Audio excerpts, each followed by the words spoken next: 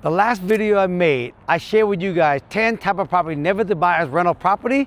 And you said I save a lot of you guys and gals out there on making a lot of mistakes and losing a lot of money. Well, today, I'm gonna give you 10 more type of property, rental property especially, not to buy if you wanna build long-term generational wealth. I've been investing in real estate since 1991, and I've been doing this now for over 30 plus years. I've done single family, I've done ADU now, I have done fix and flip, I've done wholesaling, I have built single family luxury home, I built multifamily, I built micro apartments, I built regular apartments.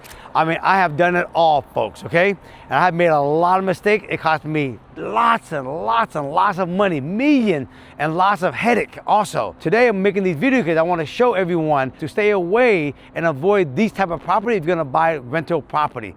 Today, I mentor over 4,000 students across the United States, and I want to take these lessons I've learned and instill it in them so when they buy a rental property, they don't make the mistake and lose a lot of money and lose a lot of time and headache. So pay attention, folks, and make sure you listen and do what I ask you to do if you want a good experience owning long-term rental property. Property number one, never buy a property in the D area. You hear me talk a lot about investing. It's all about location, location, location. The first thing is you gotta make sure you buy the right location, okay? Now, there's four markets. There's the A market, which is the high-end market.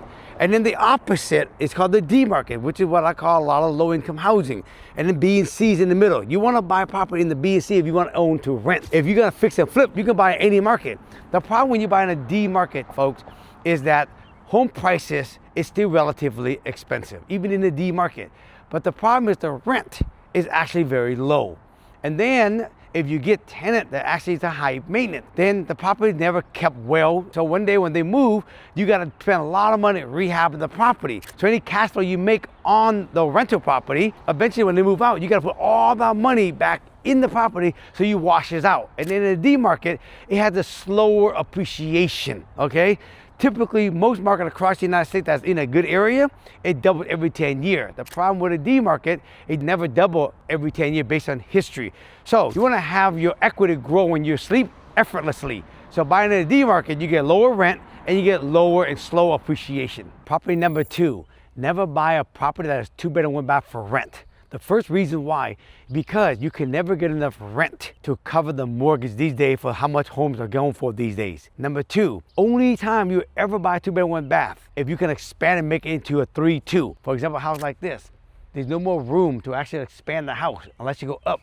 But you go up, you're gonna spend too much money to rehab it to go up, that now you defeat the whole purpose again. I like to buy a 2-bedroom bath where actually I can expand the house bigger, or I have an unfinished basement, I can add it, make more bedroom bath. Like I buy a 2-1, and by the time I'm done, it's a 4-2. I spike the ARV, but I keep it low because I'm doing the rehab versus buying already finished. Now, when I bought the property, the rent was a 2-1, but now when I said 4-2, now the rent go up higher. Now, that's how you win. So never buy a 2-bedroom, 1-bath as a rental property unless you can expand it. Property number three, never buy a property, especially a rental property, near a gas station. There's a lot of reasons, okay? When you buy a property next to the gas station, okay? For example, let's say you have a condominium up here, or if you look, a block away from here is residential. When you buy a property in this area and you're around this commercial, this zone area, the demand of renter is always less. They don't want to stay near stuff like this. They want more peace and quiet. So when the demand is less, the rent's less, okay?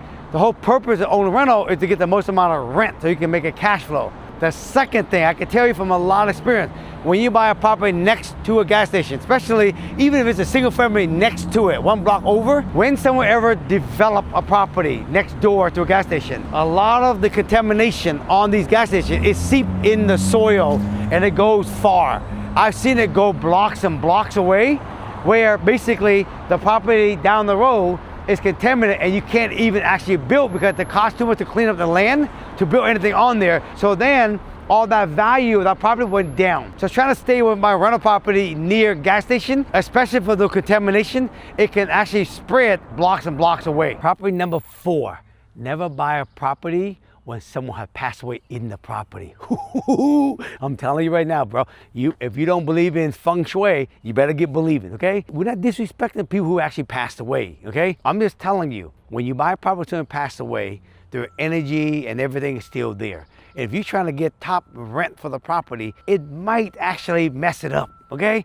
Because again, in the Asian culture, someone passed away in the property, you know, you don't want to buy that. It's bad luck. So stay away from buying rental property when somebody already passed away in the house. Property number 5, never buy a rental property or investment property around big trees. You see that? I tell you, every time when there's a big windstorm, these trees, the branches break off, debris everywhere, but more important, when the branch break off, it lands on the roof, and then it basically just damaged the rental house. And when the moment they damage the rental house, of course, you can go get the insurance to fix it, but the tenant now can't live in it, and then you're gonna have to put them somewhere else temporarily when you fix the property. A lot of headache. On top of that, if you ever want to expand your house or tear it down and you want to build something new on there, these trees cannot be removed. So you got to build around the trees. So it also limits the opportunity for future opportunity, like putting ADU in the backyard. If you like what you hear so far and you want to learn how to invest in real estate by flipping houses or owning long-term rental, and learn how to pick the ideal location, the ideal product, stay away from certain type of property so that you don't actually lose hundreds and hundreds of thousands in peace of mind and your own life, okay? Because owning rental property is a lot of work unless you do it right. So you want to know how to do it right, check out the description below. Come check out my mentorship program. Property number 6, never buy a property in a basic cul-de-sac or what I call an HOA community. When you have HOA, folks, they limit it to a lot of restriction. Sometimes they only let a certain percentage of tenant be rented in a cul-de-sac. If they already meet that already and you bought a house you didn't check, you're not gonna be able to rent your property. Number 2, if you ever want to paint your house a certain color or do certain remodel to the property, you're limited to what HOA can say, what you can do and not do. And the most important thing, again, ADU. If you ever want to add ADU in the backyard, you can never do it in the HOA because they're going to restrict that also. Property number 7, never buy a property, especially a rental property, on a hillside. Now, this hillside ain't even that bad, folks. There is worse hillside. The problem is this: when you have a property hillside, look at the retaining wall right there, okay? Eventually, after years go by, the property shifts. When it shifts, the foundation shifts, all the walls start to crack. All the doors start to get misaligned. So when you shut it, it don't shut perfectly. And so what happened, the renters complain about it, okay? And then you're not gonna get top rent. But if you ever wanna sell a property, when they have the door don't line up perfectly, and when you shut the door, you gotta push it hard, to close. All that gotta be fixed before you sell the property if you want top dollar. So you wanna avoid all the headache. Never buy a property on a hillside, especially on a real big hillside. Property number 8. Never buy a property on a septic system. Now, some of you might say, oh my God, what's wrong with that? Now, it's okay to buy a property on a septic system if you want to just buy it and, take advantage of the house. But with the new ADU laws now that came out, why I say don't buy a property on a septic system, because if you have a house, make the rental house work. But if you got a backyard that's on a septic system, that backyard is the drain right there. So if you want to build an ADU on it, you can't build it on the drain. You're going to have to get a bigger yard. And the key is now, try to avoid buying rental property with a septic system, because if you can buy a house and you got a backyard like this, you wouldn't be able to add the ADU and get another house on the same property. This is why don't buy a property on septic system. Property number 9, never buy property next to a power wire or those big giant high voltage power wire. Now I can tell you, okay, from research and from my own experience selling real estate, when you have a property next to the power wire or high voltage, the value of the property does get impacted and rent get impacted. The reason why people do not want to live in property next to the power wire, because they have these studies saying that it messes with your brain and all this cancer. So you have less demand to live there. When you have less demand, you have less value, and less value also means less rent. Now, it all depends. Now, look at this. See, the closer you are, the more impact it's gonna be. The farther you are or you don't see it, the less impact. But when you got those giant high power voltage wire, if you can see them and they're next to you, those will really get impacted on real estate and in rent. So never buy a property next to the power wire or high voltage power. Property number 10. Never buy a rental property in an area that has rent control and super friendly tenant laws. I live in Seattle. There's rent control and this very friendly tenant law for the tenant here in Washington. But I still invest here because I know the game. Now, in Seattle, the max you can rent per year is 5%. If a house is $3,000 and I rent at 5%, okay, that's basically $150. I don't raise rent $150 every year anyways, so I'm good. So even if I raise it $100, it still don't meet the 5%. So you got to do your own calculation. If 5% is the max in your area, and if it's only, I'm making this up, it's only $50, and you need to raise it $50 every year or more, then that's the area you probably don't want to invest in. For me, I know the max is 5%, and when I buy a property in the area, and if I can stay below 5% and I still get that bump, I'm good. For the super friendly tenant state, I still buy in Seattle. Now, I try to stay away from area where the tenant's gonna be high maintenance. I tend to go to the area where the tenant are more professional, they have good job. Now, those folks right there, they're not trying to mess up their credit. They wanna keep their credit clean so they can actually buy a house one day.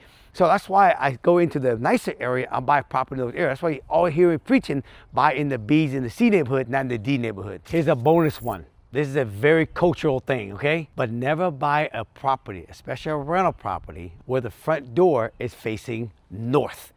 That gives it very negative feng shui, a lot of bad energy. And if you're gonna buy a rental property or a house you live in, you don't want bad energy. There's another thing also, you never wanna buy a property where if the street is running right into the front door, which is also very similar to a door facing north. So never buy a rental property or your personal house when the front door is facing north or the street is driving right into the front door. All right, that's a wrap. If you enjoyed the video, give me a thumbs up. All right, please share this video with your friends and family, especially the people who want to invest in real estate.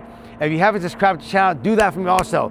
Also, if I save you a lot of money and headache, put that in the description, I can read it. And if you've been thinking about investing in real estate and you want mentorship from me, put that in the description also. I'm happy to help you guys also. Until then, we'll see you next time. Peace.